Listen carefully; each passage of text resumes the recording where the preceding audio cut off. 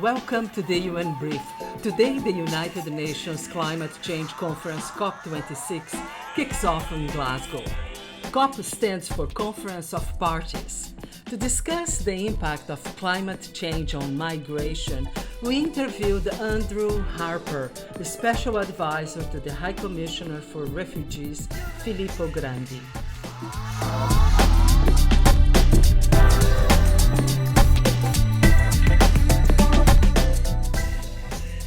We spoke about what is in the agenda for the participation of the UN High Commission for Refugees at this week's Conference of Parties COP26.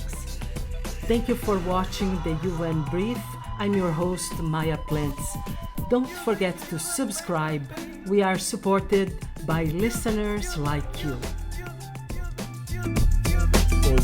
It's so important for us to be relaying the voices of the refugees, the host communities, and those people who are on the front lines of the climate emergency. Because 90% of the world's refugees are in those countries which are already being impacted by the climate emergency. So we have to look at ways in which we can move from discussing, from having another round of talks and pilots and plans, and say, okay, what are we actually doing on the ground? And so the purpose is to make sure that when we go to COP26, it just doesn't become like the other 25 COPs, which is a lot of discussions, a lot of plans, but no implementation.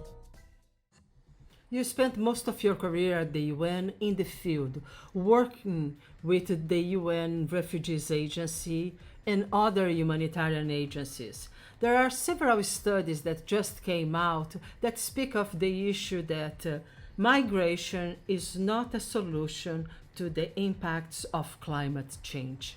Can you comment on that? It's a very good point that you've raised in terms of migration as an adaptation. It's certainly one element if it's done properly and if there's safeguards that have been put in place. But our friends at Potsdam Institute on Climate Impacts have just come out with a study looking at the situation of groups in Burkina Faso who have moved in order to secure work. The way in which they've lived for generations is now being put at risk because their herds are dying. The way in which they've lived is no longer sustainable. So what we have seen is men moving to the cities or moving to work in mines. And what the study has shown is that it hasn't helped the family. The most vulnerable of the vulnerable, which are often the women, the children, the elderly, have been left behind without any support, without any security. And when the men have returned from working abroad, they've come back with often nothing. And while we continue to neglect the issue of human dignity, continue to underinvest in peaceful coexistence or development, then we're giving people really no other choice but to move. The mission to the Sahel was in order to talk to the communities, talk to refugees who are recently coming across from Mali, talk to the authorities and see what is it that we can do in order to enhance the well-being of not only the refugees but the host communities, because something that is often not necessarily a key priority needs to be a key priority, and that is supporting and reinforcing peaceful coexistence. Often UN goes in when there's a conflict, often when things are too late to change. What we have to do is look at what the science is telling us, look at where increased vulnerability will occur in the future, and seek to address those now. Conflict doesn't just happen. There's always underlying causes, and what we're seeing with the climate change is that it's exacerbating many of the underlying weaknesses and grievances, whether that be issues related to poor governance or disputes over access to water or resources. There was one very interesting situation that we did see in Mauritania, and that was a group of fisher folk from Mali who had relied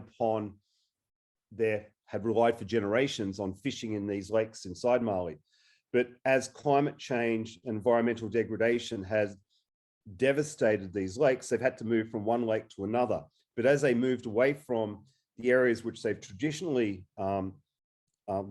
survived from, they ran into conflict with other groups, including jihadists and militias. And eventually they were forced to come into Mauritania. coming into Mauritania, they've found lakes, they are fishing there, but the climate change doesn't stop at a border. So it's basically they've been able to escape the conflict, but they've not been able to escape the increasingly violent impacts of a hostile climate. And so we've been working with the local authorities, the herding communities, working with the central government to see how can we encourage more development in these very sensitive areas? How can we protect the environment? How can we protect the future of these communities, not only the refugees, but provide a much more sustainable, dignified future for those communities who have been so generous in hosting refugees? You know, it's really difficult to be able to articulate or break down why people move. And so this group who moved from Mali to Mauritania, like the default is that everyone thinks that anyone who's fled from Mali is a refugee because they fled from the conflict. But they fled for a whole host of reasons. They fled originally from one part of Mali to another part in search of water. But then they started getting into conflict with others who sort of said, you're stealing our water. So they had to move to another location. Then they found themselves embroiled in, basically caught between the lines between jihadists and others. And so they had no choice but to move to Mauritania. Yeah, so one interesting thing that we've been doing is working with a number of research institutes around the world in order to anticipate what will be the impact of climate change and other mega trends in the Sahel and elsewhere. So you have climate change that impacts on access to water. Heat stress will impact on the productivity of certain crops, as well as the population increase, particularly in places like Niger, which will likely double in the next 25 years. You've got urbanization taking place. You've got issues of poor governance in many areas, the ability of governments to provide the most basic services. So it's an increasingly challenging and complicated environment. So if you just look at people on the move and sort of say, we're going to address that, you can't without addressing all the other key drivers to why people move. And it's an issue of human dignity. People will talk about security, but it's human security, which is the fundamental challenge that we've all got. How do you provide the basis for people to believe that they've got a safe, dignified, and fulfilling life, which is what we all want. We want to. Thank you for watching the UN Brief. I'm your host, Maya Plants. Don't forget to subscribe. We are supported by listeners like you.